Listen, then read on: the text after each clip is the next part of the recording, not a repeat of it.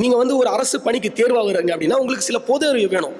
ஜென்ரலாக புவியியல்லாம் என்னன்னு தெரிஞ்சிருக்கணும், ஜென்ரலாக வேதியியல்லாம் என்னன்னு தெரிஞ்சிருக்கணும், ஜென்ரலாக வந்து பொலிட்டிக்கல் சயின்ஸை பற்றி தெரிஞ்சிருக்கணும், ஜென்ரலாக வந்து உங்களுக்கு எக்கனாமிக்ஸ் அதை பற்றி தெரிஞ்சிருக்கணும், பொருளாதாரத்தை பற்றி தெரிஞ்சிருக்கணும், கான்ஸ்டியூஷன் இந்திய அரசியலமைப்பு சாசன சட்டம் அது தெரிஞ்சிருக்கணும். இதெல்லாம் எதுக்கு? ஒரு குடிமகனா உங்களுக்கு இது தெரிஞ்சிருக்கணும். இது தெரிஞ்சிருந்தாதான் வந்து நீங்க ஒரு நல்ல ஒரு அதிகாரியா நீங்க செயல்பட முடியும். ஏன்னா நம்ம நாட்டில் இருக்கக்கூடிய சட்டங்களை செயல்படுத்த நம்ம அதிகாரியா செய்ய போறோம் இல்லையா?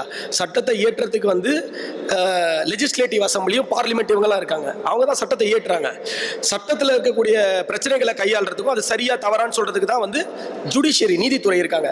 பட் அந்த சட்டத்தை செயல்படுத்துறது யாரு? செயல்படுத்தி பொதுமக்களுக்கு வந்து நலத்திட்டங்களா இருக்கலாம், இல்லை காவல்துறை மாதிரி எங்களை இருக்கக்கூடிய ரெகுலேட்டரி பாடியா இருக்கலாம். எங்களோட வேலையா இருந்தாலும் என்னது? சட்டத்தை செயல்படுத்துறது தான். ஸோ அப்போ உங்களுக்கு வந்து எல்லா ஒரு சப்ஜெக்டோட ஓவரால் அண்டர்ஸ்டாண்டிங் வேணும். ஸோ ஜென்ரல் ஸ்டடீஸுக்கு படிக்கும் போது நீங்கள் ஸ்கூல் புக்ஸ் எல்லாம் நிறைய படிக்கணும். படித்து உங்களோட அந்த அடிப்படை அறிவை வளர்த்துக்கணும். இந்த அடிப்படை அறிவு வளர்க்காமல் இருந்தோம் அப்படின்னா நீங்கள் கண்டிப்பாக வந்து உங்களோட பேஸும் ஸ்ட்ராங்காக இருக்காது, ப்ரிலிமினரி கிளியர் பண்ணுறதே கஷ்டம்.